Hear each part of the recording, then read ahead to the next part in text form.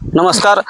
महाराष्ट्र राज्य द्राक्ष बागायत संघातील बार्शी तालुक्यातील काही शेतकरी आपल्या सोबत आहेत आणि त्यांच्या काही मागण्या आहेत की महाराष्ट्र राज्य संघाकडून आपण जाणून घेऊयात. आपल्या सोबत काही शेतकरी आहेत.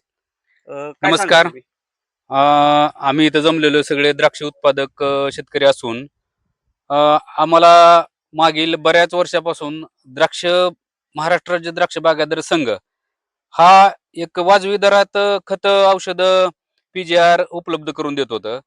पण माहित नाही की मागच्या 3-4 महिन्यापासून जे संघाच्या डिपोमध्ये उपलब्ध असणारे औषधं, खतं, विद्रव्य खताच्या बॅगा किंवा PGR मधले हे कुठलंच मिळत नाहीये. म्हणजे हे शॉर्टेज आहे म्हणून सांगतात. मग त्याचं कारण पण कळलं नाही की संघात काय चाललंय, की संघ नेमकं कशामुळे चालतंय. संघ शेतकऱ्यांच्या हितासाठी आहे का कोणाचा हितसंबंध जपण्यासाठी आहे, हे कळलं नाही. तर आमची सगळं बार्शी विभागातले शेतकरी असून आम्ही बार्शी विभागातल्या शेतकऱ्यांनी एकत्र येऊन एक संघाला निवेदन दिलेलं आहे की बाबा आम्हाला ह्या 15 दिवसात सर्व खतं, औषधं संघाच्या डेपोमध्ये उपलब्ध करून द्यावी.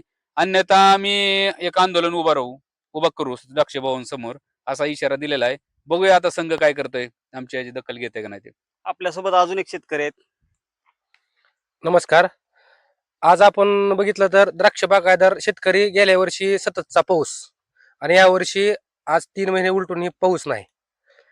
ह्या अडचणीत असताना द्राक्ष बागायतदार संघानं 3 महिने झालं कुठल्याही पद्धतीची औषधं नाहीत तिथं. बरं, तिथल्या बॉडीवर जी तिथली डायरेक्टर आहेत ते एकेकाच्या द्राक्षाच्या बागा सुद्धा नाहीत. त्यांना द्राक्षातलं काही सुद्धा माहिती नाही. द्राक्ष बागायतदार संघ ही द्राक्ष बागायतदाराच्या घरची पोरं तिथं असल्याशिवाय द्राक्ष बागायतदार संघ व्यवस्थित चालणार नाही. काय ही ह्यांची नेमकं स्वतःच प्रपंच करायसाठी तिथे बसलेत काय, का द्राक्ष बागायतदाराच्या चे निवारण करण्यासाठी बसलेत, हे आम्हाला समजायला अद्याप स्पष्ट होईना गेलं आहे. महत्वाचा मुद्दा म्हणजे द्राक्ष बागायतदार संघाचे आपले अध्यक्ष, काही दिवस ते उपाध्यक्ष होते, खजिनदार पण होते मध्यंतरी, शिवाजी भाऊ. यांच्या काळात मी पाहिलं तर उस्मानाबादला एक डेपो चालू झाला, वैरागमध्ये डेपो चालू झाला, मानेगावला एक डेपो चालू झाला आणि अत्यंत शिवार फेरीचं कामच नव्हतं. म्हणजे शिवार फेरी काय बाबा, एखादा चांगला शेतकरी काम करतं, एक्सपोर्ट मध्ये त्याचं काम आहे.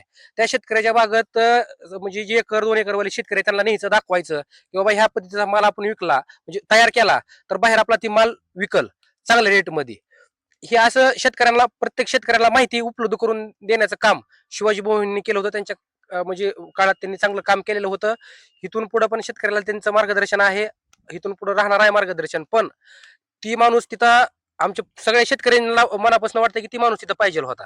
आज त्या माणसांचा राजीनामा कशामुळे घेतला, ह्याच्या मागली कारण काय आहे ती ही अद्याप स्पष्ट व्हायला तयार नाही. ती एका चांगल्या माणसाला राजीनामा द्यायचं एकच कारण असू शकते की या सगळ्या माणसांनी त्या माणसाला त्रास दिलेला असावा आणि त्या माणसाने ह्या त्रासाला कंट्रोलूनच स्वतःचा राजीनामा दिलेला असावा. आज बघता एवढं मोठं बोगस कुठल्या पण, आता आपल्या अन्नात भेसळ आहे आणि औषधात का भेसळ असू शकत नाही. हैदराबादची काय औषधं ह्या आपल्या संघात आणून विकली जाते ती डुप्लिकेट, असं शेतकऱ्यांचं म्हणणं आहे. किंवा GA जो पहिला 32,000 रुपये होता ती शिवाजी भाऊने डायरेक्ट 21,000 रुपयावर आणला.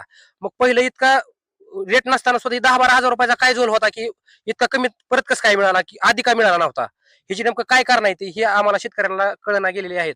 किंवा काय डायरेक्टर आमच्यापर्यंत ही माहिती पोचून देण्यात गेलेत. ह्यासाठी द्राक्ष बागायतदार संघाने थोडं काम करावं, शेतकऱ्याकडे थोडं लक्ष द्यावं आणि आम्हाला प्रत्येक गोष्टीची शेतकऱ्याला उपलब्धता करून द्यावी, एवढीच विनंती राहील. आपल्यासोबत बार्शी तालुक्यातील अजून एक शेतकरी आहेत. नेमकं जाणून घेऊया की त्यांचं काय मत आहे. नमस्कार. आपल्या संघ हा गोरगरिबा शेतकऱ्यासाठी संघ काढलेला आहे.